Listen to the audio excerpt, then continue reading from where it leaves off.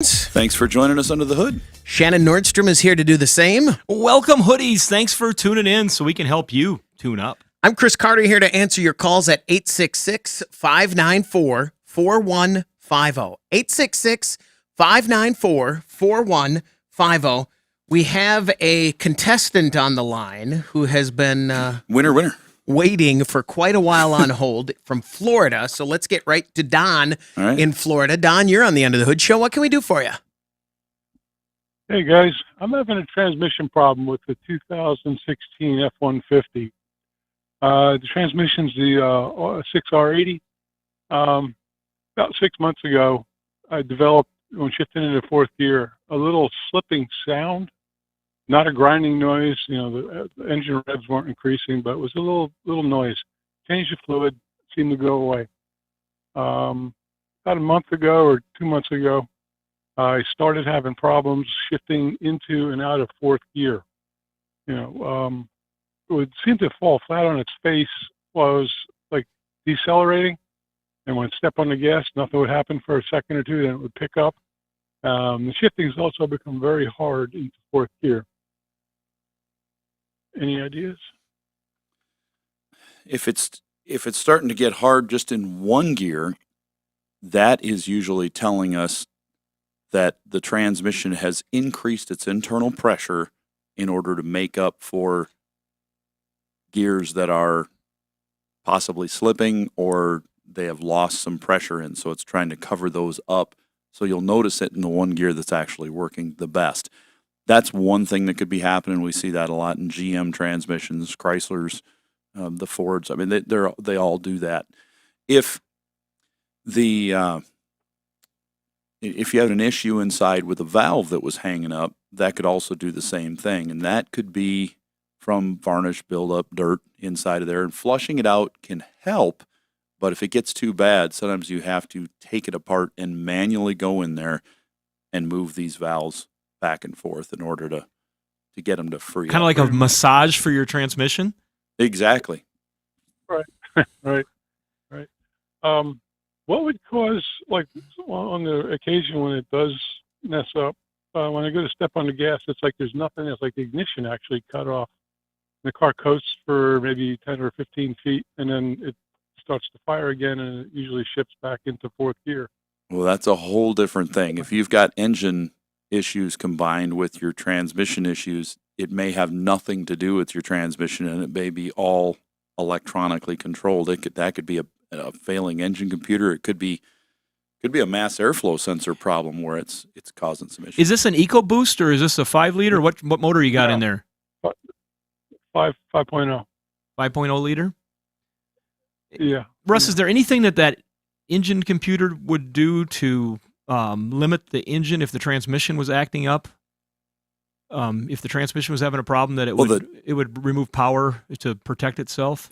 It's hard to say. I mean, that thing's falling on its face when you step on the gas. If it does that, there is something that may have nothing to do with the transmission, and the transmission's just reacting to the change. But the mass airflow sensor is reading the load. It's calculating the load through the engine computer by way of that reading. So if it sees a problem with that and it calculates the load incorrectly, it can do all sorts of stuff. When you let off the throttle position sensor, when you let off the throttle completely, it's going to cut the injectors off and shut the engine down. But if it thinks the throttle is off when it's actually on at a higher RPM, it's going to cut that out too. So I'd be interested to see it on a scope and see what the data is. It's too many shops just read codes and say, "Oh, you got a code, let's throw a part on it." It doesn't fix a thing.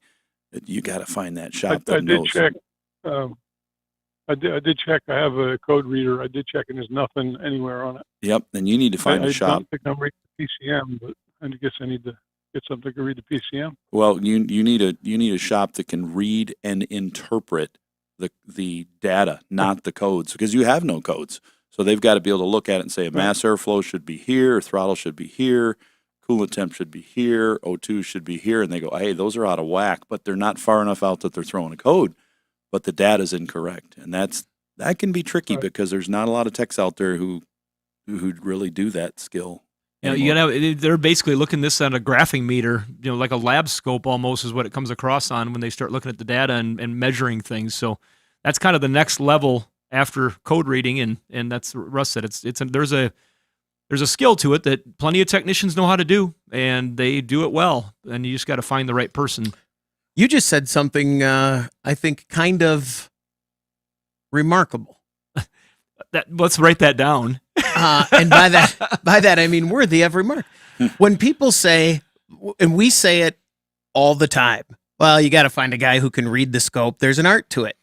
No, there's a skill to it. It's not an art, I don't think. Some things are, but it's a skill. Yeah, I think you just said something that really stuck out as that's what you're paying for. Because sometimes when you say there's an art to it, people are like, wow. Well, you'll hear the term working on your craft, whatever you do. And that's what, when those guys at the shop start really getting into stuff, they're working on their craft. Because there's times that they'll hone their skill by learning something. Oh, I didn't know that if I measured here, it's kind of a eureka moment sometimes when you realize what you can look at. Chris, you can relate. You can teach anybody what the chords are on a guitar. Right. And they can pick it up and you say, give me a G, give me an A, give me an E. Okay. Now play Smoke on the Water. And yeah, go ahead. Let's do it. Right. Now, that's an art. Yeah. The skill, I have the skill. I know the chords and I can read the music and I can stumble through it. A lot of techs can do that. But are they an artist? Can they just pick that thing up and look down the scope and go boom, boom, boom? I see it. It's off. The harmony's off. Don, you got a little bit more than you bargained for there. Thanks very much for the call. Good luck. 866-594-4150. And I just forgot to ask Don some common questions, but just if he's listening yet on the air or he's playing back on the podcast or watching on YouTube later, whatever it might happen to be, he did the fluid swap already. I'm assuming that they didn't find anything really nasty because, look, we sometimes forget to look for those telltale signs. Burnt fluid, stinky fluid. Yeah, you've got clutches slipping. If you've had that and he switched that, yeah, you had clutches slipping. That's pretty obvious. So don't forget the easy stuff from the start. So let's talk to Bob. You're on the Under the Hood show, Bob. What can we do for you? I have a 2017 GMC Sierra, and it has a warning on there for service trailer brakes. Now, I have not been pulling a trailer or anything. It just that just comes on now every time I start the vehicle. I had one of those too in a 2018, same system. And I had one in a 2014 that had the same problem. And I bought a new 2022, and guess what I got blessed with? I got blessed with a no, this one was a trailer brake disabled, different, and so it would work for 10 seconds and then eventually say, I don't know what I'm doing. I'm just going to quit doing this. And so I did get a letter in the mail recently that said they've got a fix for it. So I've got to maybe find out if that's really a fix or if they're just going to try something they've already tried once before. Give you a piece of tape to put over the light. Yeah. So in your model from 14 to 18 style, there's numerous customers that have replaced the trailer brake module. It's a separate module that's in the back of the vehicle, a small module that a person looks at. They can sometimes fail, and there's sometimes they can even get damaged by the road. I mean, just weather and everything else can damage it, and so a person can check that. But those systems can be a little tricky to work on sometimes because they can really. I've seen a lot of technicians really stumble on these things because it also involves, that integrated trailer brake switch, which can fail. That's what they're saying is wrong with my 22. But on my previous model, that module was what they really were aiming for and looking at as the problem on most of the times I've seen it fail. But I will remind everybody to always check your wiring in the back to make sure you haven't got some junked up wiring. Check your trailer plug-in connector to make sure there hasn't been anything that's gotten into there that has caused corrosion inside of that unit. Do you pull a trailer at all or not? No, I do not. So that's probably never even been opened back there on your rear bumper to stick something in there to plug it in, right? Well, I think. Yeah. See, I bought it used, so I'm not sure if the previous owner pulled a trailer or not. He may have. Yeah, if And you the only thing that I have done is I opened up the back and I tried to spray it down with some contact enhancer cleaner in case there was some moisture, because it has come on now after this winter that we've had so much snow and stuff. But that didn't seem to affect it at all, and plug-in, the terminals in there did not look corroded at all. Yeah, no, you're probably okay in that direction. And then just look up underneath if you can get some safety glasses on, because there's going to be junk falling in your face. Get a good light. Look at the wiring up underneath behind the bumper. Make sure that has all of its integrity. That module is kind of hard to get to. You got to sometimes take the spare tire down, which can be a trick in itself for that rear module. But that is the most common fail item. And then after that is the switch, and there's not much else in the system if there's not wiring problems. And they can diagnose that to a certain extent, but your diagnosis might cost as much as the two parts. They're not very expensive last time I checked. Bob, thanks very much for the call. Good luck. 866-594-4150. We're going to take a break. When we come back, we want to hear from you on the Under the Hood Show. Be sure to visit our website for news, contests, and previous shows at underthehoodshow.com. Welcome back, everybody. It's time to get back under the hood with the Motor Medics.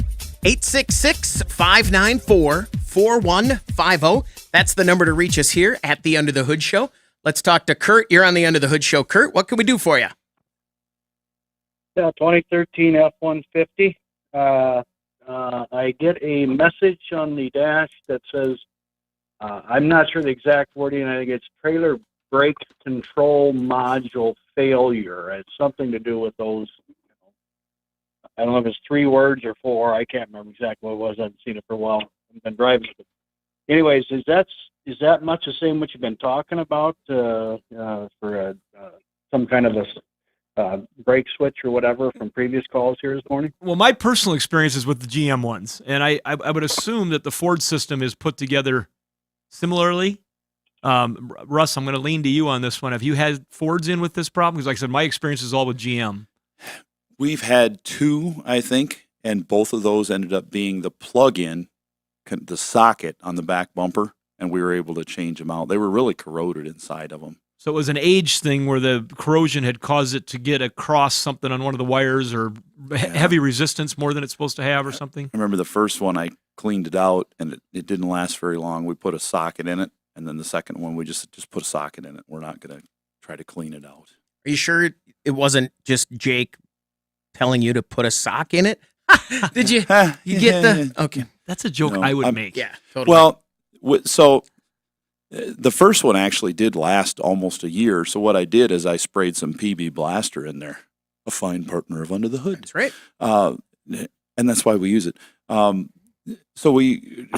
that's not why we use it. We have them on the show because we use their products already. It helps. But I put the PB Blaster in there so I could get them cleaned up. But the thing is, while it's great for removing rusted nuts and stuff like that, if you spray electrical contacts that are already green down inside the wires, there's only so much you can reach. You really need to, it's not threads that you can clean off. So if you open up your door back there and you see corrosion, if it's green at all, got to replace it. If it's just a little rusty on the ends, clean them up. If they're already in good shape and they're not rusty, some PB Blaster would keep them from rusting. But yeah, any kind of corrosion it throws the module off, the computer module for it, because that thing is, it's looking for resistance back there to tell if a trailer is plugged in and such. So if it's not working right, it's going to throw up. It's going to have all sorts of weird stuff. So you start there, and then if not there, then a little bit further diagnostics is going to come into play to be able to tell whether there's a fault at the switch or if it's actually at the module itself. Right. How much data can you look at on that system? Very little. You can look at, there's a few things you can look at, but not a ton. Enough to diagnose it, of course, and to figure out what you're doing.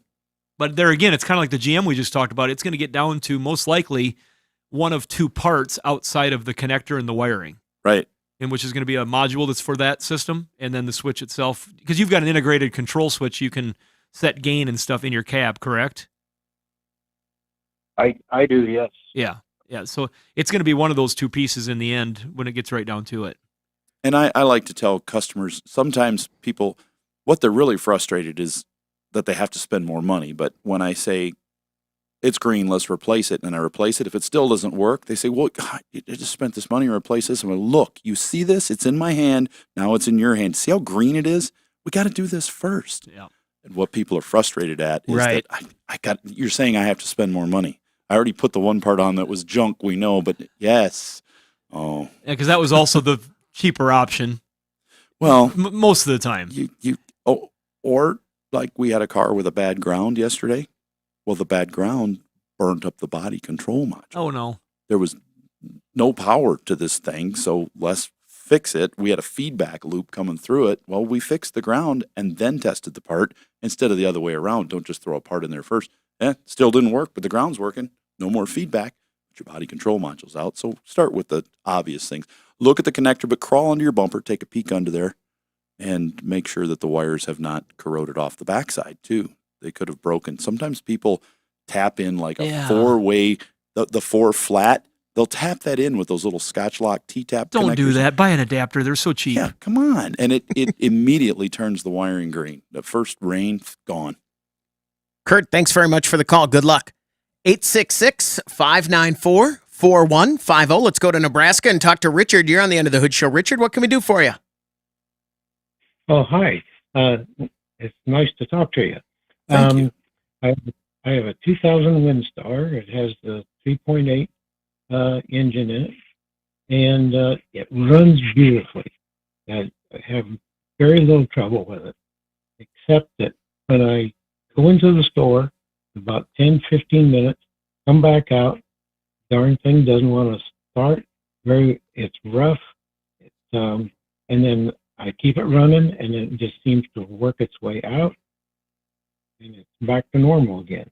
And I've done tune-ups, put in injectors. I'm really at a loss as to what's going on there. And I'm guessing this vehicle's been in your family for quite some time? Yeah, it's a 2000. Yeah, we've had it, I would say, the last 15 years. And how many miles has it successfully piloted your family? It's up around 280,000. Wow. I just can't believe that it's not running right. Sorry. 280,000 miles. We used to have a 2000 Windstar, and I don't think we've ever had a vehicle we were more happy with all around than that van. Really? I think so. It was perfect. When you say we, that's the family. Yeah. Now, you personally? Well, no, but I mean, just it was the most satisfactory in every category. You know what I mean? Overall, averaging out. I don't think those words have ever been spoken. And I thought I just recently saw a 2000 Windstar just like ours. Yeah. And a 98 just like our one that we had before that. And I thought, or 95 is what we had. Would that guy give me a deal on it? No, I did think that the 2000 looks like it's 10 years old, and the 98 or 95 looks like it's 100 years old. Yeah. They don't look like they were built in the same century. I think, so with this one, he could be having an issue with the evaporative emissions on it. And we've talked about this before. You fill it with fuel. There's issues. Also, he could be having a problem with I'm trying to think. I think 99 was when they switched over and got rid of the fuel pressure regulator on the engine. But if it's got one on it, that could be causing the issue too. And definitely with that many miles, the diaphragm could have rotted out in there. It might be leaking some fuel. So it basically floods the vehicle. I'm thinking that's what's happening is this flood, because once it starts, it's fine. But getting it started after you drive it and shut it off, I would definitely be looking at that fuel system. I'd be looking at just a basic tune-up too. It's old. Mm-hmm. Let's get some miles on it. Doesn't mean it's worn out. Just means it's old. Let's do some get it in the shop and get a little tune-up issue. Do you have a goal of how many miles you want to get this to? Well, I'm a real fan of the space program, and I thought, well, gee, maybe if I get maybe about 400,000 on it, I've gone to the moon and back. Mm-hmm. I just want to. I want to go out and just leave the room. I'll go down and do some work that I got to get done, and I'll let you guys, the three of you, talk about the space program. because I think you guys would have a great conversation. As soon as he said that, I'm like, I've had that thought. I want to drive this car to the moon.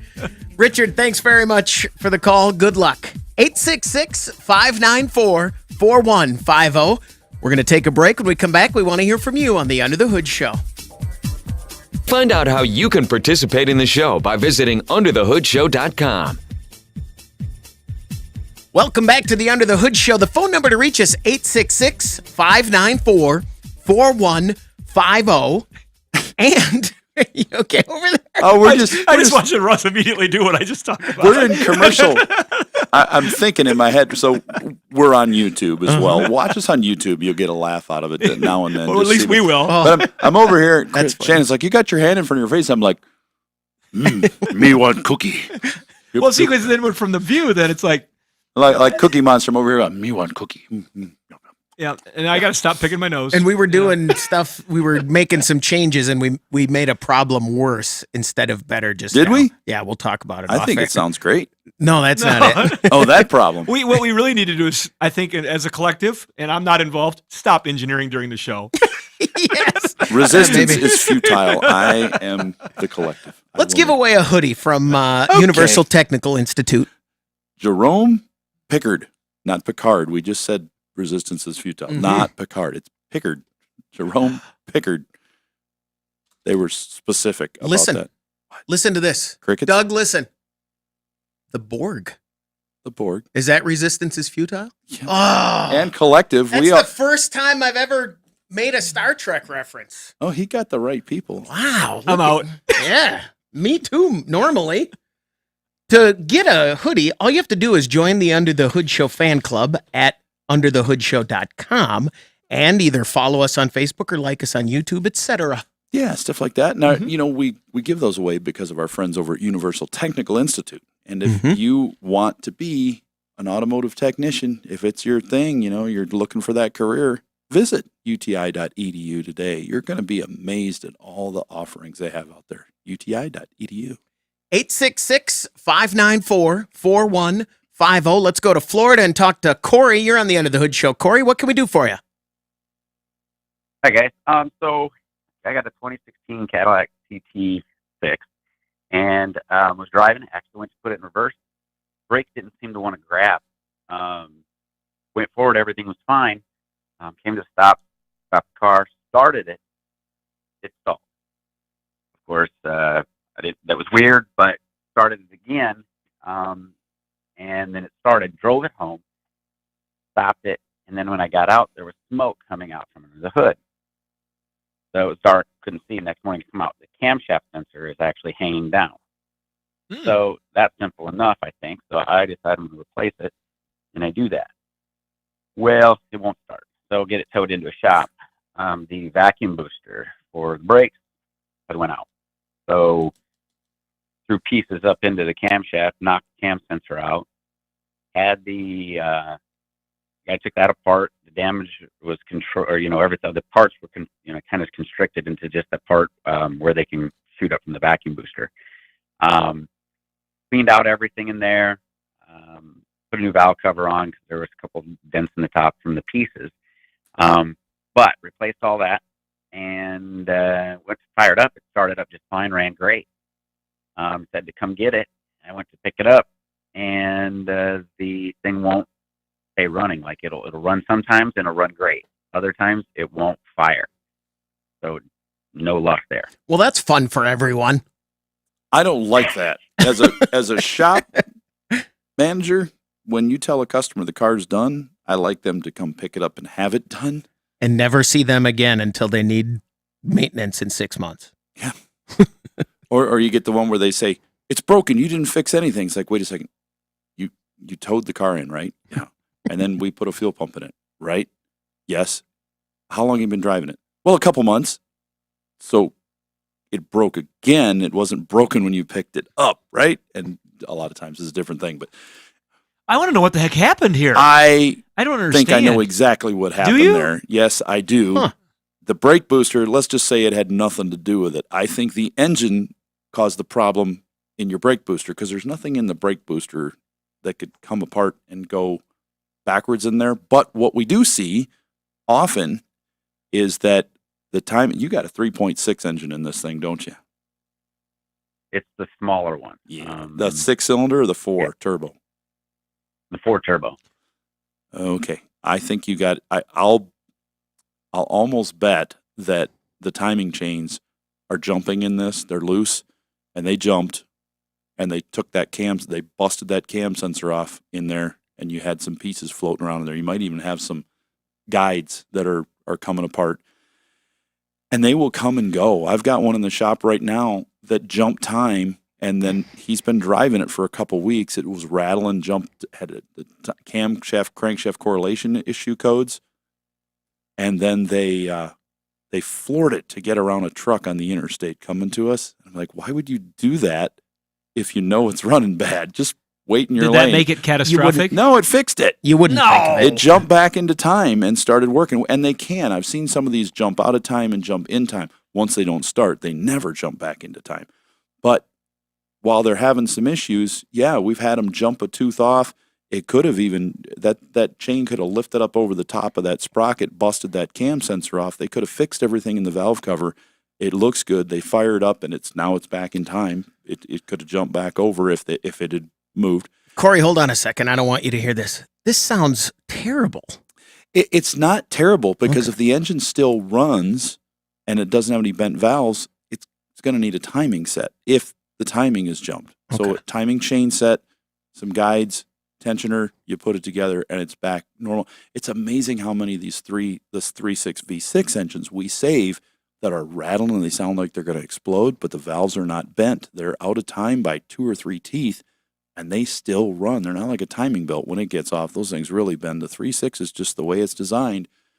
They're lucky because we don't have to put as many engines in. And another reason we're lucky is there's not that as many out there. Yeah, it's a very sought-after engine. So, we get them, and we put chains in them all the time, and then they're saved. And I haven't seen so far one that has failed because it's burning oil, because the pistons and rings are worn out, and I haven't seen one knock. So if somebody comes in with 170,000 miles and it needs chains and we put it on, it's not uncommon to see one of these that comes in and I say, that thing's got 320,000 miles. Did you put chains in it? Twice. Okay, well, you've got 320,000 miles out of it. How does that get its way back to the brake booster? I don't know what's going on there. That's odd, but this thing is turbocharged. If it's a turbocharged 4, it has a pressurized manifold. So the flow is one way when there's vacuum, and then there's a check valve to keep it from going the other way. If that check valve is broken, you're going to get pressure back in there, and you can do all sorts of damage to that booster. That probably has an auxiliary vacuum pump on it also. Should be an electric pump on there as well. For the 4-cylinder versus the 6-cylinder. Does any of that make sense to you a little bit, at least? Yeah, and I don't know that it's relevant. The only thing that it did before any of this happened was, and I looked it up online, and it was common, but they're at say 28 and 38 and 40 some miles an hour. Just as you were just a gradual acceleration, there was a little shudder, and that's what they said is common in the transmission. Yeah. And so I don't know. I doubt that had any relevance to it, but that's the only other thing that I've noticed with it ever. Before this happened, it was running like a top, Sure.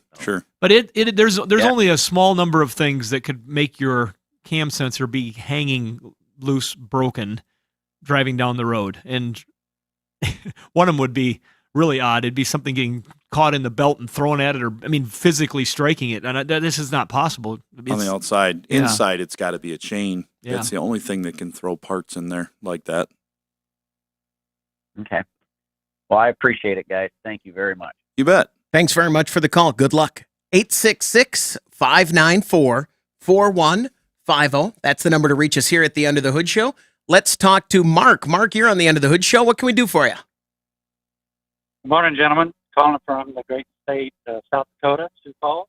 All right. I have a 2001 Acura MDX six-cylinder, 289,000 miles on it. Thing runs really pretty good. But whenever I only go back and forth from my shop to my house, and that's all I do. So I drive maybe 4 miles a day. And so I drive it in fourth gear all the time because whenever I'm in fifth gear, car in overdrive, I noticed that whenever I'm driving about that 45 mile an hour, it wants to switch between fifth gear, fourth gear, fifth gear, fourth gear, fifth gear, fourth gear. It just goes back and forth, and it does that up until I get about 55 or 60, depending if I start to go up a hill or something. Then it tends to drop back down into fourth gear way too often compared to what it used to be. So I'm just curious. I just drive it in fourth gear right now, but is there some type of sensor that's causing that? Yes, there is. We talked earlier a little bit about mass airflow sensors and the role they play in detecting the load of an engine. It's not the actual sensor that does the detecting. It's the engine computer by way of looking at the mass airflow reading coming in and your throttle position sensor. So let's say that mass airflow sensor is working perfectly. You're going up a hill, you step on the throttle, more air flows by, and the sensor tells the computer, hey, more air is coming in. He's giving a little throttle. Throttle position sensor says, we're good. Let's give it a little more fuel. But the load's not real heavy because we're traveling at 47 miles an hour. Let's put it in high gear and lock this thing up. But let's say you get some dirt on that mass airflow sensor, and you've got the same amount of throttle pedal, same road speed, but because there's dirt there, it thinks you have a different load calculation now because it's not getting a good reading. And it's as simple as a little bit of free dirt to remove, except for maybe a can of the Berryman B12 Chem Tool or something you're going to need to put in there to, spray on it to clean it off. But it could be that simple, spraying that thing off instead of replacing parts. So if it's not getting a good reading, and you said you've got over 289,000 on this thing, it could very well be dirty. One of the things we do when we're doing a basic tune-up, if we put a set of spark plugs in, we're going to look at the air filter. Is it clean? Let's put one in. It's amazing how many cars come through our shop with dirty air filter. Really dirty, so bad that you just can't see through it. And then I maintain it pretty good. So. Well, and if you're maintaining it, every time you pull the filter out, I can't really relate right now to anything like that a garden hose would relate to right now. But when you pull some things out, like even your vacuum cleaner bag at home, you pull it out and then you put a new one in. Well, when you take that dirty one out, sometimes you get dirt in the machine that you have to clean out a little bit. Well, when you pull the air filter out, when it's got a little dust on it, every once in a while, a little bit of dust comes off the filter and gets, even if it's clean filter material, and it gets into the mass airflow sensor, and you put the box back together, you start the car, it sucks it in, and it goes right past that filter or that sensor on the mass airflow. So it might have a little bit of dust on it or a fly wing. Anything can get in there. It's so sensitive to make this happen. Okay. Well, I can sure clean it and then replace it if I have to. So I'll try that. Well, that sounds like a very affordable place to start. Mark, thanks very much for the call. Good luck. I don't want to brag or anything, but I have a bagless vacuum. Do you? Yeah. I was just wondering if they have fly wings at B-dubs. That sounds delicious. They'd be little tiny. They'd be just like little little tiny wings. These wings are fly. I'd like the fly wings. I'd like 2,000 of them, please. Yeah. We're going to take a break. When we come back, we want to hear from you. 866-594-4150. You're listening to the Under the Hood Show.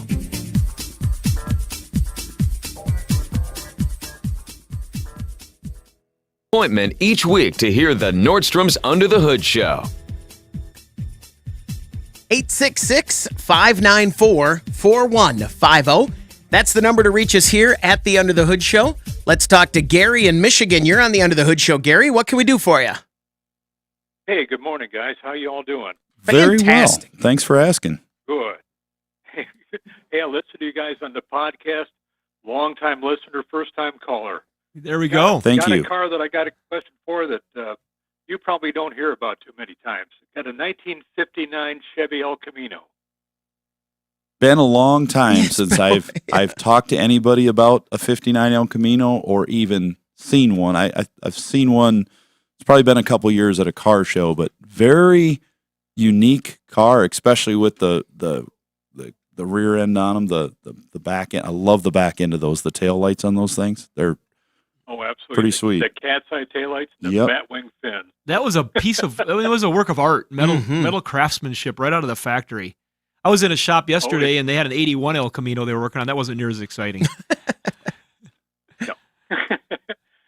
fun because I have people when we show it. I have people say, "Did you create this from scratch?" And I'll show them a factory brochure. Or I'll show them a picture of a Brookwood station wagon.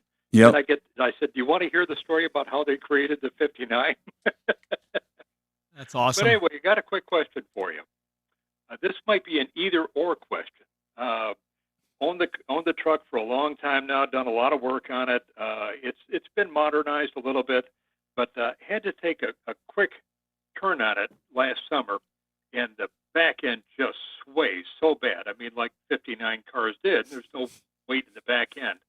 Am I better off maybe to put an adjustable shock on it, or should I put a sway bar on it? I'd put a sway bar on it. And some cool wheels and tires. those Oh no, man. 8-inch sidewalls. No.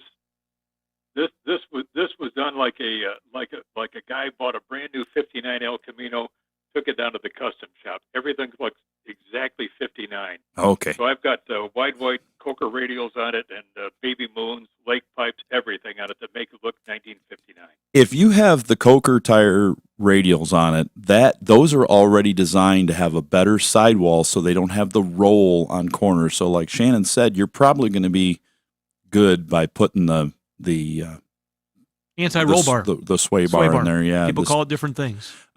Where are you calling from? Michigan. All right. Well, I wondered because when I lived in Michigan, in Livonia, people call. I'm originally from Royal Oak. Oh, cool. Not too far from us then. If you had an El Camino, everyone would call it a truck. When I moved to Texas, if you had an El Camino, we had our plates down there actually say Texas truck. When you owned a truck, it says Texas truck, and then cars just say Texas.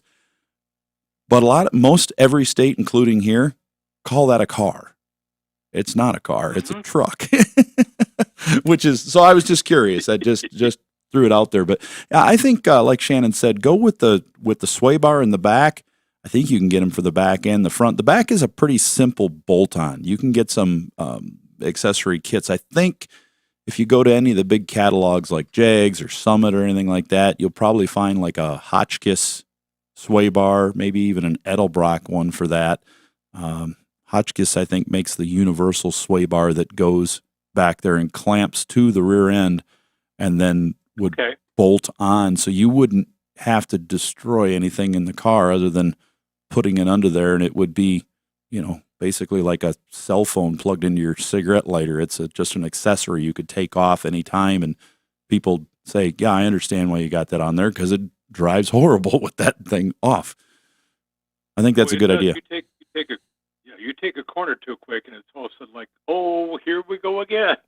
I feel like I'm on a cruise ship. Well, and if you did make some abrupt highway maneuvers, you could go into an uncontrollable skid with that, or roll it. It's so a good bar is always helpful. Well, we have a duty with a call like this. We have to tell you about our partner, Berkeley Classics. Berkeley won Classics because they insure cars like this at an amazing price savings. So check them out if you don't already do that. And then, Gary, hold on a second. Yeah, don't tell us. I believe that this ultimately cool El Camino he's talking about is white. Russ, you want to take a guess? I think it's that baby blue color they had on the like that soft, like the Bel Air and all of them. They just we know the color. Chris, kind of like a robin. I think it's red. Doug says blue. I'm going with red. Gary, what color is the El Camino? Well, I can throw you off a little bit. It's two-tone. Red and white. Nope. Regal turquoise metallic and a creamy white that we could not match, so we ended up finding the closest thing to it from Rolls-Royce. That's fun. So it is, Russ, it is a blue. I think it's Russ. I think Russ wins primary, that round. and the white's the insert kind of, or the... It's basically the top. The top is white, the bed is white, but the rest of the car is, the turquoise is more of the green shade of turquoise. Okay. So I think I'm the closest. Could you send us a picture, go to our Facebook page and send us a picture of that Just car? post it. Yeah. We'd love to see that. For sure. Gary, thanks very much for the call. Good luck. 866-594-4150. Let's talk to Deb. You're on the Under the Hood Show. Deb, what can we do for you? Well, good morning, guys. So I have a 2002, or it could be a 2004, Buick LeSabre. And this is the car that I use in case I'm the postmaster in Garrett. Yeah, I was going to say, I bet you use that car in a mail route. That's what I was just going to say. Yep, they're perfect for that. So anyway, this one has 117,000 miles, and my carrier is gone this week, and so I was using the car, and 20 miles into the route or so probably a good hour into the route, it started shifting hard.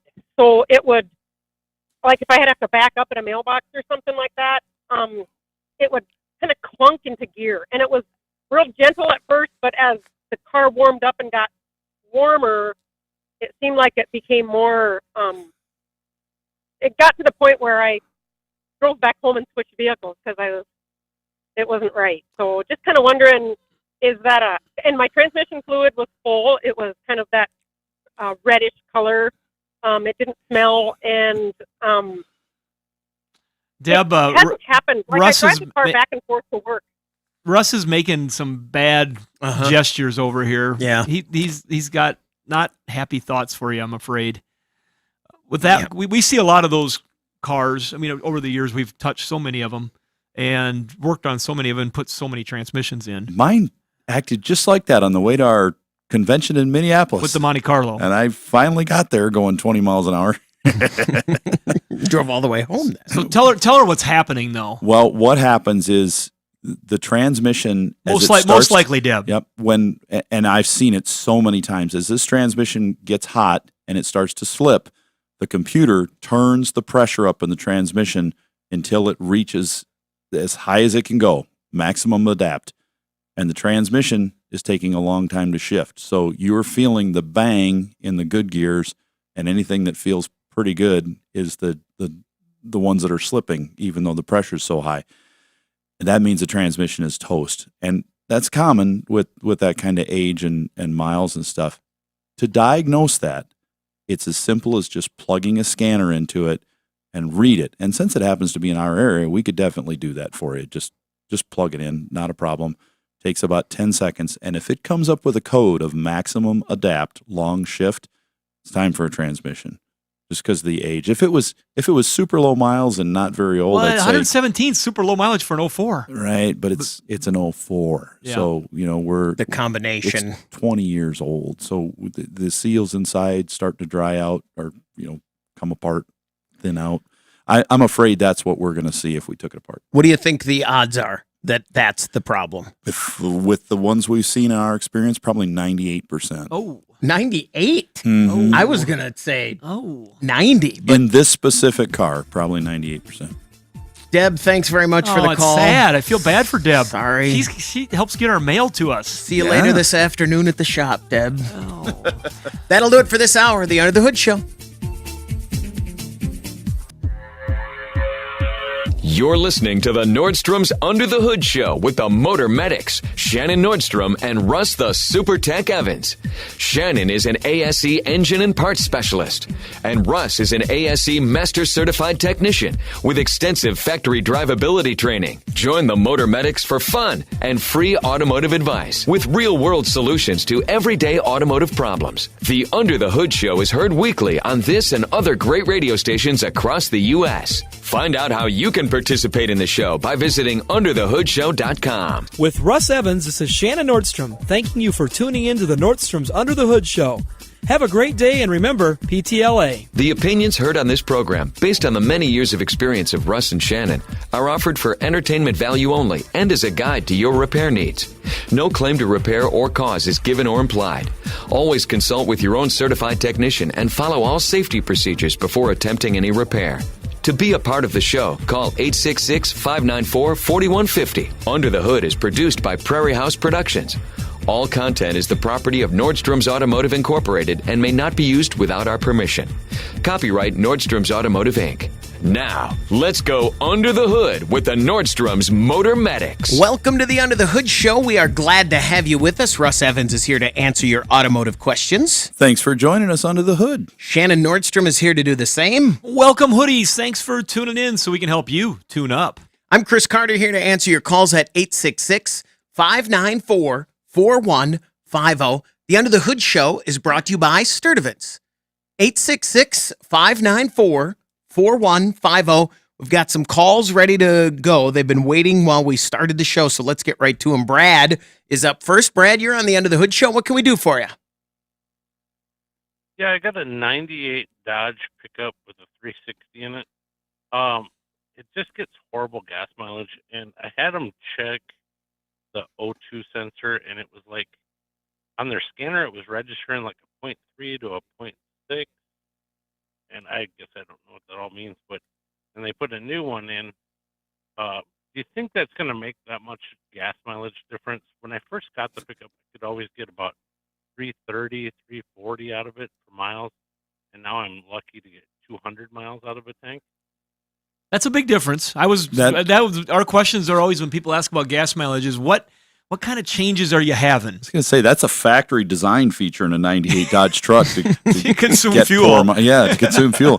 But since you went from X fuel to X fuel, that is quite a bit. Now, an oxygen sensor, to answer your question there about that voltage, the way it works, the 3 to 6, it works on 0 to 1,000 millivolts, basically 1 volt to 0 volts. And what happens is at the low end, it's lean, around 100. On the high end, around 900, it's going to be rich, a lot of gas going in there. So you're kind of right in between. If it's switching a lot and you're right in between, it's probably working pretty good. But if the sensor's bad and it's giving that reading, so it's failed within its range, if that 3 to 6 it's reading with a brand new sensor would actually be 7 to pegged out at a volt, then it's going to get poor fuel mileage. The sensor's originally designed to go about 100,000 miles on that age of a vehicle. So if you've hit 100,000, well, you definitely hit it in age. A sensor can help. Sensors go. I put plugs in it about 10, 12,000 miles in it. Is there anything else and there's absolutely no codes that come up on the computer or on the scanner, just absolutely none. And I just figured for $100 for the O2 sensor, I mean, it's worth a shot. Have you ever put an O2 sensor in this? At 44,000 miles, I did. Okay, so you've got plenty now. Look at, and these sensors are, with the Dodge especially, they can be sensitive to different types of sensors. Try an NTK sensor. We use them in our shop, and they're a partner of ours. And the NTK sensors are going to plug in. They'll be a OE type design. You can plug it straight into the connector you have, and it'll work.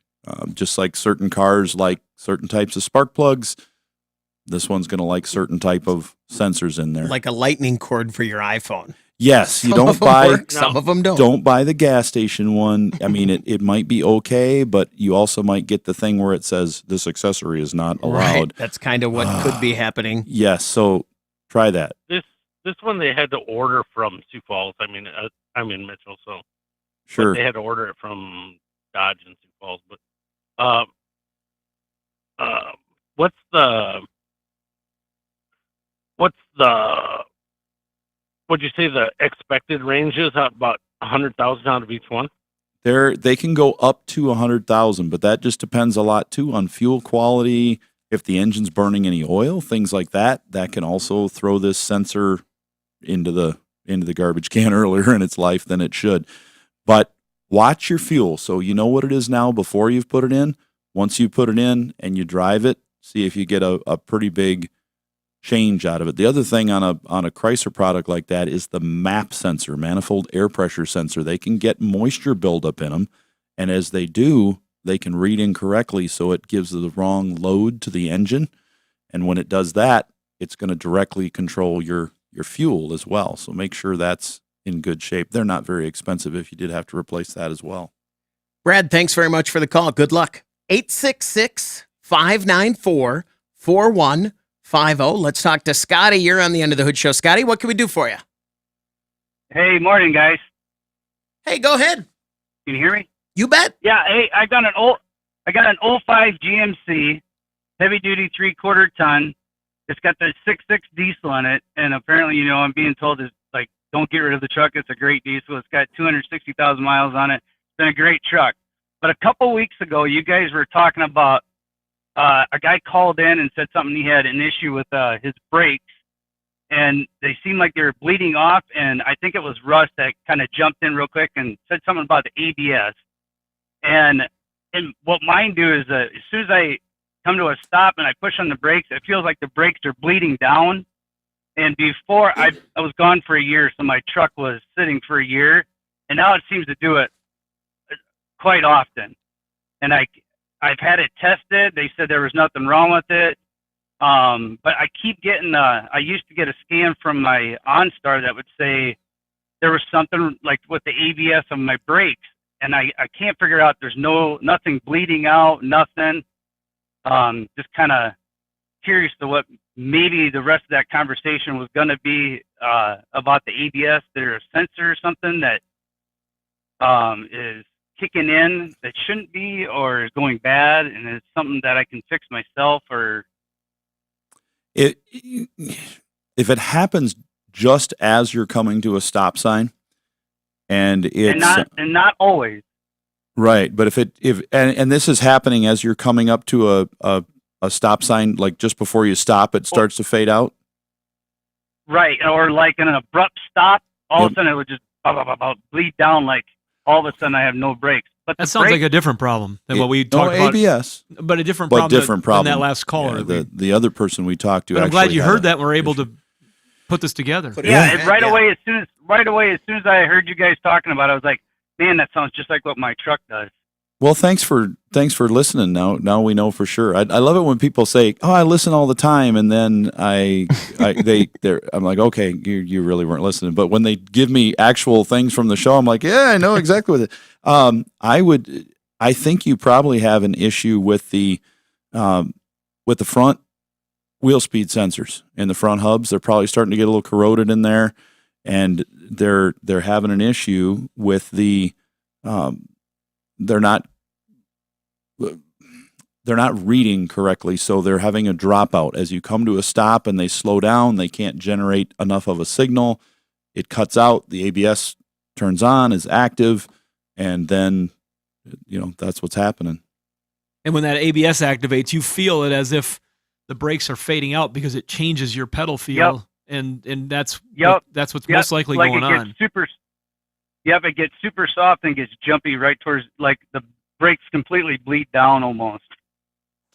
Yeah, so what you probably need to do is, Russ, if you brought that in, you probably wouldn't see that unless you were test driving it, and you could analyze it at that point, correct? Yeah, we would have to test drive it and see what's going on with it, and look at the speed of the sensors and see what's up. But at that point, then it's most likely going to be replace two front hubs. Yes. In almost all cases, we see them. And with that many miles on, if they haven't been replaced in their life or for quite a while, it's not going to hurt anything because they do go bad. So, Scotty, thanks very much for the call. Good luck. We're going to take a break. When we come back, we want to hear from you. 866-594-4150. You're listening to the Under the Hood Show. Medics now for free advice. 866-594-4150. That's the number to reach us here at the Under the Hood Show. Let's go to Virginia now and talk to Gene. You're on the Under the Hood Show. Gene, what can we do for you? I just want to share an experience that I had last week, and it might benefit other people. I was replacing the distributor on our church's 1990 Chevrolet full-size school bus. It's got a 6-liter gas engine in the thing, and I had marked where the distributor, as far as the base of it, lined up with the firewall, and I marked where the rotor was pointing. And as I pulled the distributor up, as the rotor turned counterclockwise, I marked where it, stopped, so I'd be able to put the new one back in. When I put the new one in, it would not go back to my marks. It was like it was a half let's say, between two posts, difference. I tried it, several times. So I was talking with him, and so when I put the distributor cap back on, I could not rotate the distributor far enough clockwise to get my timing to come up. The cable going to the modular didn't have enough travel in it, And so I was talking with a friend of mine, and he said, if you can't get enough movement on the base of the distributor, he said, just take all of the spark plug wires and, for instance, I was trying to get the distributor to turn clockwise. He said, take them all and go one position clockwise, and that will move the base of the distributor back where you can, get it in time. And I did that, and it worked, it worked great. I've got a little legend now on the firewall. So the next person, if somebody else does come that's, besides me, they'll know what was going on. But I thought that was pretty, I hadn't thought about that. So I was glad he was a little bit smarter than I was. So I just wanted to share that with you. I've seen people do that, and it could work. So when you dropped it in, you put it in, and you could either put it one way and it would go, you couldn't get it. Yeah. You couldn't get it to drop in where you wanted it. It was either too far one way or too far the other, correct? Absolutely correct. Yeah. So pull it out. Not now it's running. Don't worry about it if it's in time, but you pull it out, get yourself a long flat blade screwdriver with about a 3/8 inch wide end on it, but long and skinny with a wider end on it. Stick it down in the hole, and it's gonna make contact with the oil pump, and then you're gonna turn the oil pump by turning the screwdriver just about the same distance of half the space between left where it goes in and right where it goes in, and then your distributor will drop right in. What's happening is it won't drop in because it's the oil pump that it's up against. If the oil pump wasn't in it, that rod wasn't in there, you could drop that distributor in every single tooth all the way around the cam. Tuk, tuk, tuk, tuk, tuk, tuk, tuk, tuk. I tell you what, it took me forever to figure that out. I did not figure it out until somebody actually showed me in front of me one time that was where it's at. That's why they won't go in. But I've had what you did. Yeah, that is good, because there are some cases where you can't for certain reasons. It doesn't work real well. So I like the idea of the map on the wall, though. I tell you what, if people would change stuff and leave me a little bit of info about what they did, it would make my job much easier, because usually I call them and say, did you change anything? And they're afraid to tell me. They're like, well, no, it's fine. It's just like a computer programmer, though, where they put their notes in the bottom to show what they did, how they did it. If a good code writer hopefully leaves that stuff behind for the next person to be able to see how they did what they did. Gene, thanks very much for the call. Good luck. I saw the other day, it's funny that Gene the other day I saw at the store a set of long screwdrivers, just normal size screwdrivers, but maybe I don't know how long they were, but man, did I want those screwdrivers. I have no need. That's what I was going to ask. What would you do with them, Chris? When you saw that screwdriver, what were your thoughts about what you could do with that? I actually was thinking, I wonder how those would feel to play on the workbench like I was playing drums. That was the thought I had. And then I thought, what would I need those for? And I thought, I'm building torque with those, right? Let's just get him a set of long screwdrivers for Christmas. If you pass by a set, let's hook him up. Yep. And a temp gun. A temp gun? Oh. You don't have one? No, because listen, if I had one of those, it would ruin my life. Because all I would do for a week is run around pointing it at stuff. Oh, the cat's hot today. Yeah. Yeah. Oh, the dog. What's the dog's temperature today? What's the dog's temperature inside of its mouth compared to its body? Let's look at the chair where I was just sitting. Yeah, I mean, I would. I would like both of those things. Christmas gift list is easy for Chris right now, I think. So, Chris put a little post up there on Facebook the other day that we had a while ago, and then I saw a couple days later it actually made national news. Not because we posted it, but because it was an awesome post. And whenever there's a cool car thing that goes horribly wrong and there's destruction, but everybody's okay. That is awesome. It's like, Did he you fell see off it? a ladder, but he didn't get hurt. Oh yeah, I saw. I was on that one like before you guys. When I saw it, I looked, and unfortunately, I laughed right away. Weird flex. And then I It was a found out that flex. nobody got hurt. But you got to go see it. If you haven't seen it, go to our Facebook page and look. So there's a person driving a little Kia, the hamster car, down the highway, and they're probably doing 70, 75, zipping along. And you see a Chevy pickup, big jacked up truck, doot, change lanes, and now it's in the right lane. Didn't cut them off or anything. Everybody's driving perfectly fine. And if you watch the video real close, because you'll miss this because you're just looking at everything. There's a Tesla with a dash cam, and it's getting all this from behind it. The front left wheel comes detached from the truck. Not the tire, but the wheel, the rotor, the hub, all of it came off. And there's no way that thing just did it spontaneously. They knew that thing was making noise or has been loose for a while. They just don't get that bad without you knowing. Well, it was really bad for at least the last couple miles. Yeah. I'll guarantee you that. So this baby comes off and makes a perfect path. A lane change. Lanes change. The tire and wheel and do. it's like you're watching G.I. Joe movie or, Mario Avengers It's or like something. a car got put on an ejector seat. Yeah. Like you see, like that when we watch a movie and go, that would never happen. It's like you're watching Luigi threw a pineapple at this Kia Soul. This car launched into the air like the Jeeps did in the A-Team when they throw something at them, and it hit the tire, went up on it, and then tipped forward, nose into the ground, and over onto its roof, and then back up again. And then to add a little insult to the injury they had, the tire now is behind the car. It's now rolling behind the car and slams into the back of the car. Hits it right This in the person's tailpipe. probably going, come on, what happened? But we found out everybody just minor injuries and walked away. So that was great. But can you imagine watching this thing? Well, and then the national news did a story, and then they talked about having your lug nuts checked and all this stuff. And this was a case of that truck had either wheel spacers or the wheels were sticking out. They either had a really bad offset that was putting a lot of stress on it, or they had spacers on there or something. Looked like the whole hub and everything. Yeah, because came when right you off. saw it make that last couple bounces, you could see the inside of the wheel, and you could see the shiny part of the brake rotor. And so that hub, the hub broke.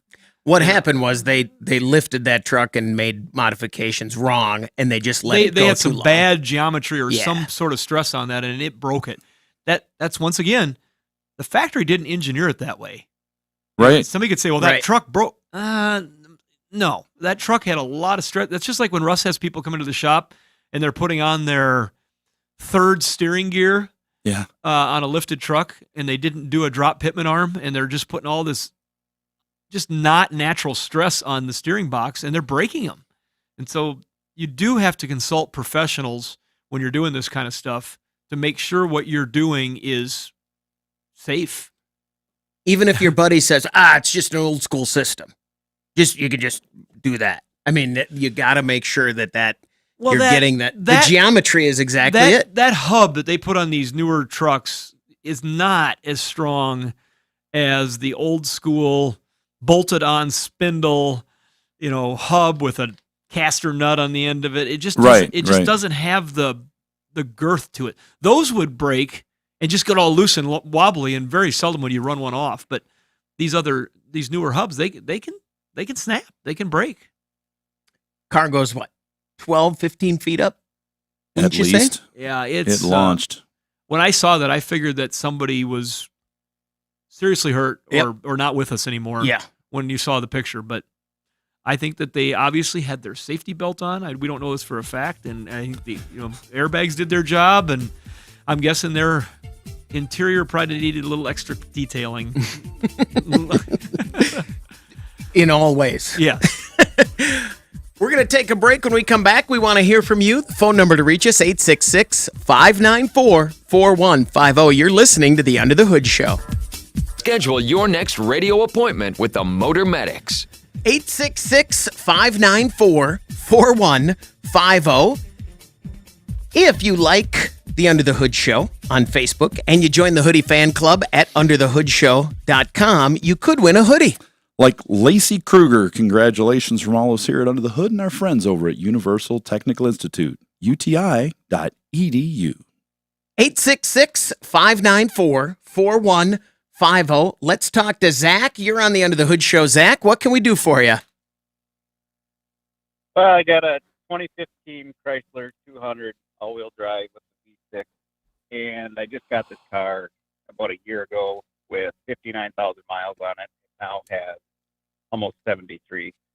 But it's had some issues. The first thing was the oil filter assembly or oil cooler assembly. That cracked and almost puked all the oil out in the driveway one morning going to work. And then it had a coil pack fail. And then just last week, I had to replace the PTU for the all-wheel drive. I'm just kind of wondering, is this vehicle prone to all these things, or is it common? Yes.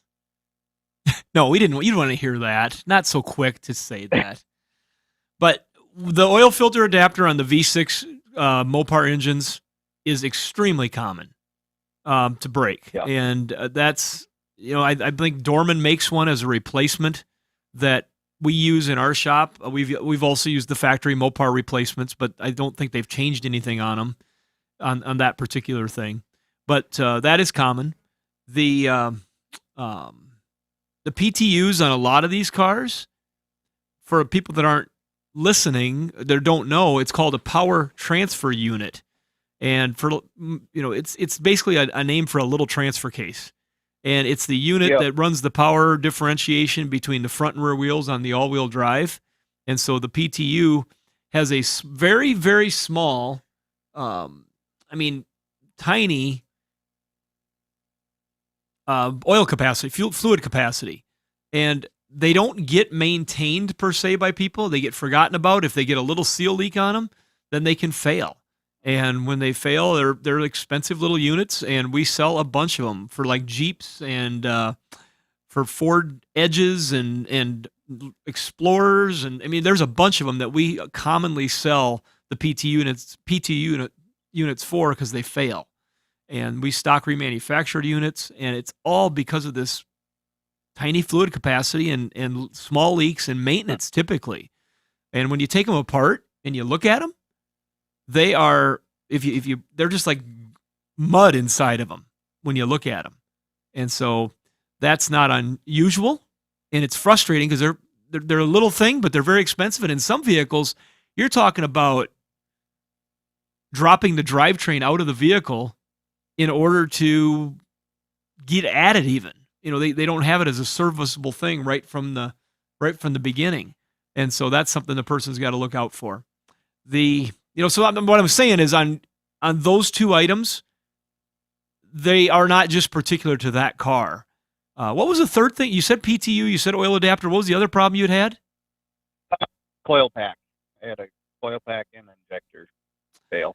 Yeah, and there again, those are common problems that will come up on a lot of the Mopars with that engine package. Now on that coil pack, if you have multiple failures on the coil pack, you're not going to want to hear this, but do make sure that they check the internal health of the engine, because you could have a situation where there's a valve problem. I had this on a Jeep with the same engine. If there's a valve problem and all of a sudden that cylinder gets weak, it'll start fouling plugs and shorting out coil packs. And they'll put coil packs on it thinking that's the problem, and then come to find out the problem is inside. Now, if it's just a coil pack failure and the cylinders are healthy and the spark plugs look good, wouldn't worry about it. But that is something that can happen. I had them put all new plugs in since I had it apart, even though there was only 59 or 60,000 miles at the time. How'd they say the plugs looked when they were looking at them? I didn't really ask. So okay, all right. Well, that's something you want to pay attention to.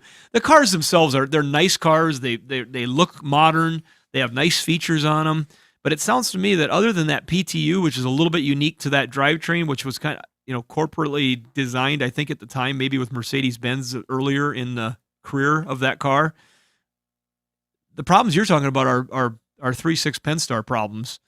That is a common engine used in a lot of Chrysler stuff. So, if your question was you're asking me whether you should get rid of the car or not, I'm not going to answer that for you. You got to decide that on your own. But I think that We've had good luck with the cars overall. Occasionally, there's some electrical gremlins that'll drive people crazy in those cars, but I can say that about other cars too.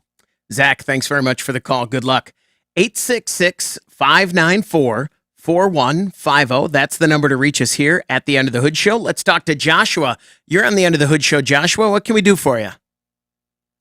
Hi. So I got a 2013 Ford Escape and got that 1.4, 1.2 liter turbo, 4-cylinder, and it keeps especially every winter, it has an issue with the coolant level. Like it's always like gone. I always have to keep refilling it. It's always in the worst part of the winter when it's cold, and that the cap for refilling is like right underneath the firewall. So it's like quite a knuckle buster. And I've taken it to multiple shops, including Ford dealership itself, to see what would be causing the coolant level to be going low like it is. And everybody says they hooked up their pressure test to it, and they can't find no leaks, nothing. And I was wondering if you guys knew anything about why it seems to be doing that. There are things in those engines that can cause them to burn coolant like that. The turbo, they've had issues with that. They've also had issues with the head gaskets on those engines. Wasn't there an early model of those that they had a problem with the block or head casting? They had a problem with the block casting on some of those. We've had, we've had a lot of things cause leaks on those, and they're so small that they're pulling coolant into the engine and burning it out the exhaust. You're not seeing it on the outside. So if you don't see anything with the hoses near the turbo area leaking coolant or leaking from the radiator or anywhere on the engine, if it's 100% dry and it's burning it inside and that's where it's going, you're going to have to. That's not good. You have a situation with any vehicle. I would say, let's call it a modern vehicle, something in the last 30 years. Coolant is a maintenance item, not a top-off item. Right. You're not supposed to be topping off your coolant because you're losing coolant. Back, like older cars, there was enough little drips here and there, and they had imperfect surfaces, and you'd lose some coolant every now. It was not unusual for people to have a jug of coolant in the back of their vehicle in a 1968 Chevy car. But nowadays, it should not be the case. Now, if this is a small enough thing that happens every once in a while, I would definitely encourage you, before you spend a lot of money, to invest in a container of K-Seal. They're a partner of the show. We use the product. It is not going to be harmful to your system. It is based with chemicals that won't clog the system. And if it's a small, minuscule leak, it might just take care of it without having to spend a bunch of money. So K-Seal, give that a try. If you're having this occasional leak like that, disappearing fluid like this, and you've had it checked at a bunch of places already, it'd be a small investment that would be well worth it to give it a try. And follow the instructions on the container. It's very easy to administer, and give it a shot. Does that help you out there, Joshua? Yeah, I think it does.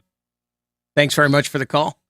866-594-4150. We're going to take a break. When we come back, we want to hear from you on the Under the Hood Show. To learn something, you're going under the hood. 866-594-4150. That's the number to reach us here at the Under the Hood Show. Let's talk to Mike. You're on the Under the Hood Show. Mike, what can we do for you? Hey, guys, it's nice talking to you. I sure do enjoy listening to your show. Thank you very much. I've got an 02 Dodge Dakota. It's got the 360 motor in it, and it's just shy of 200,000 miles. I thought I'd give it a tune-up. It started missing and had that, low RPM missing or accelerating. It started missing a little bit. So I put a new cap, new rotor, new plugs, new wires on it, and it runs great now. But now my issue is I have a lot of feedback static in the radio that I never had before. So am I missing something? Did I not change something, or what do you think that could be? static in the radio can come from a couple things. Either it's RF noise, which is coming static, like lightning strikes here in the radio, spark plug wires, spark plugs, or it's induced through the electrical system, and that'd be more of a whine, like a zzz, and that comes from like an alternator charging system. It may be since you changed the spark plug wires, they're not very well shielded. Poorly shielded wires will emit noise just as well as poorly produced shielded wires in our studio will gain noise, and you hear the bzzz in the microphone. We don't have that though, do we, Chris? Well, anymore. When I bought the wires, the guy, I asked him, I said, are these the ones that I don't get the static? And he said, yeah, these are the best ones you can get. They should all be. Yeah, nowadays that should not be an option. Yeah, they should be shielded for that. But it doesn't mean one of them is not bad. Or it also doesn't mean that your antenna on the vehicle does not have a problem. If it's starting to get corroded where it plugs together, some of those plug in. I think the O2 Dakota, does that have a fender-mounted antenna on it? Yes, it does. Yeah, so the fender-mounted antennas, they can get corroded where the cable goes into the bottom of the antenna, and then it doesn't ground well. So you think it's just a coincidence, or do you think it has something to, because it never did it before? And then it just, I mean, the minute I started it, right after I changed all that, it's your wires. It had that, yep. Yeah, we were given some ideas for other hoodies out there, but it's the wires, because one could be damaged.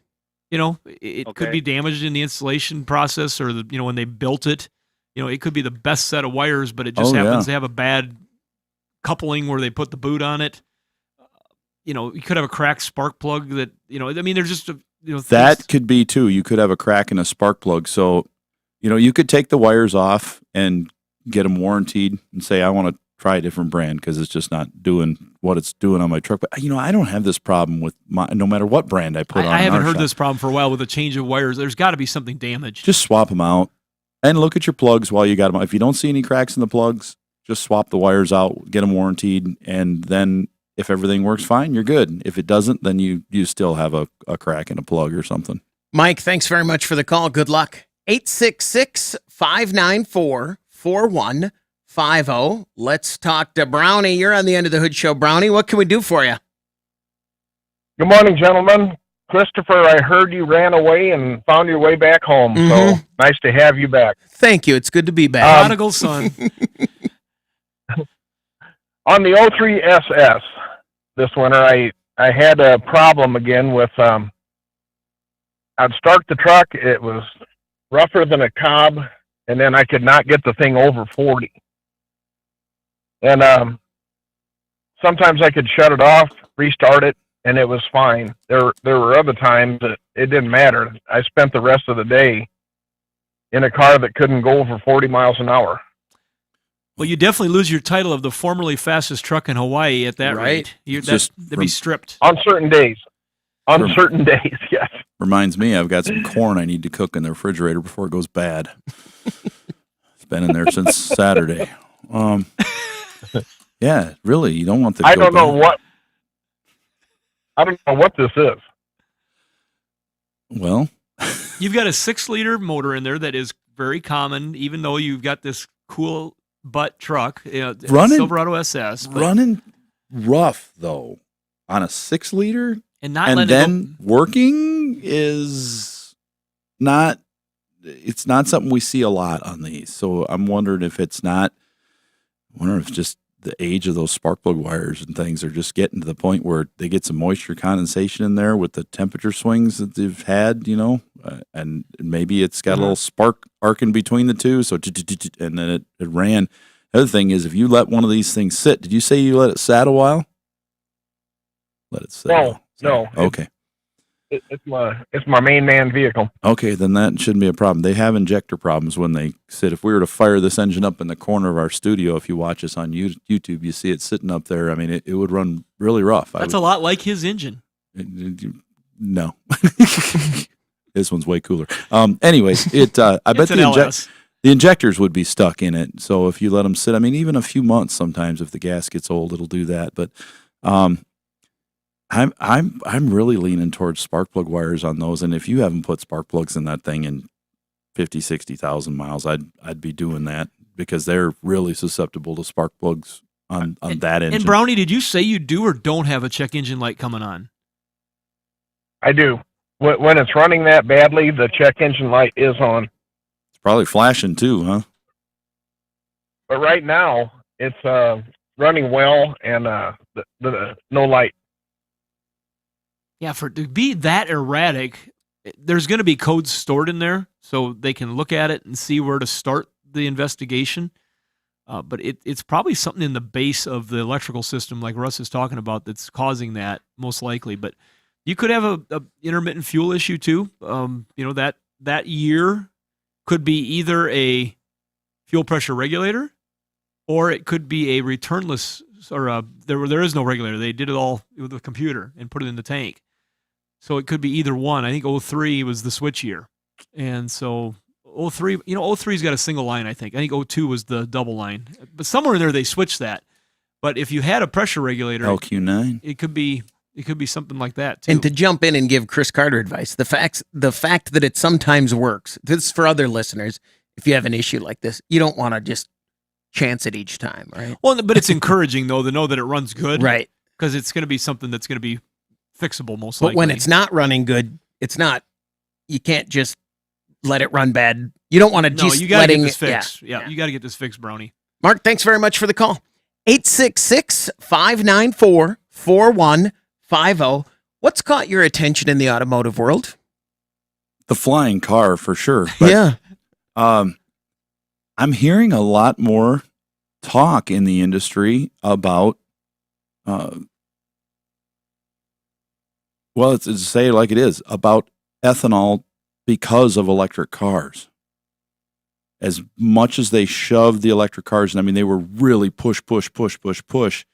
I'm starting to see a little backing off of that. And I think maybe we'll just thank Jay Leno for it. You know, when they introduced the new Dodge Challenger running, over 1,000 horsepower on E35, that all of a sudden changed things because, I mean, he said it direct the way it was. You just need more octane, and miracles could be done with these cars. Something we've been saying for a long time on the show. And like Shannon has said many times now on the show, if you stop building internal combustion cars today and you replaced all those, if you were able to do it, because it's not even possible, but if the tooling was there and you built the exact same number of electric vehicles right now instead of the exact same number of gasoline-powered cars, it would take like 10 years, 15 years to catch up and replace half the fleet because there's so many out there. Just the sheer numbers of production capacity versus the that fleet. Is a massive strain on the electrical grid, which is not even there for it yet. So I'm wondering, just this if we don't last see a week change. in Europe, Yeah. the directive for mandatory electrification by 2035 was rescinded or modified, and the Italian and German car makers are pushing back hard. And what they're trying to introduce, and this is interesting, I didn't read the whole thing about it, but they have got basically a fuel that they're patenting that is sourced and made from a green process. Mm-hmm. And that fuel is something that they've gotten approved to say, all right, if you can do this, yep, you don't have to go electrical. And they're still studying, at the end of the article, it said they're still studying biofuel also to fall into the same category. Mm-hmm. Did you see that article? I did. I saw one a while ago that said Porsche was working on it and said, we've done it. Yeah, they said right now it would cost $44 a gallon. It's not going to work yet, but we've got it going. We just have to. They said in time they'll get it down in Europe to $8 a gallon to match the rest of the fuel supply. Right. And so there is things happening in that regard, what Russ is talking about, and it's happening as recently as this last week. Yeah. 866-594-4150. Let's talk to David. You're on the End of the Hood Show. David, what can we do for you? Hi, I've got some questions about a transmission in a 2018 Chrysler Pacifica. Okay. It's a supposed to be a 9-speed German trans, I believe. I'm having trouble getting it to upshift on the interstate. It very seldom goes into high, and then every time you hit a hill, it will downshift and not come back up again. I think a lot of times I'm running around in 7th gear. How long have you owned this vehicle, and has it always acted this way since you've had it, or is this a new development? No, it's been that way since we got it. I've talked with 4 different Chrysler dealers, and they don't seem to be much help. They say, well, if I don't throw a code, we can't do nothing. Oh, boy. But isn't that controlled by the computer? It's 100% controlled by the computer, and then the computer gets its information from mass airflow sensor and the load inputs. Seems like we've talked a few of these today about the load and the transmissions and shifting. It could be as simple as a mass airflow sensor that's dirty. It could be that the mass airflow sensor is failing. It could be that a throttle position sensor is failing. But again, like we said, it takes more than a person with a scanner just to read codes. It needs I'm still going to call him an artist. Chris calls him a skilled technician. Mm-hmm. There's 2 kinds of technicians. There's the ones that just read the codes and then say, it needs a part. And then there's the one that reads the data and can tell you if there should be a code. You could go in there with a computer programmer. You could delete all the information that says there's a code so you never get a code. But a good skilled technician could read the data and say, if the codes were available, there would be a code for this problem because this data is telling me you should be flashing a warning light for this. So somewhere in that data, I'm betting money you're going to find that the load calculation is wrong in that computer, and whether it be just a programming error and it needs to be reprogrammed, or it's getting false information from a mass airflow sensor, a map sensor, a throttle position sensor. What I would want to do is find another van that's for sale somewhere that's the same as yours and take it out for a test drive and see if it operates differently than yours and hits all the gears and the RPM ranges are different. And if that's the case, then you have a challenge that you can offer somebody to say, here, this is not right. This is not normal. And I don't want to say it's not normal because I have seen some vehicles where they have more gear capacity and you seldom use some of the gears because they've got such a range of options that it can shift to. And so that's something that I would do is I would simple test, find another one that's for sale that you can take for a test drive and see if it operates the same way or different. 866-594-4150. David, stay right where you are. We'll take you on the after show. That'll do it for this hour of the Under the Hood Show. The Under the Hood Show is brought to you by Sturtevant's.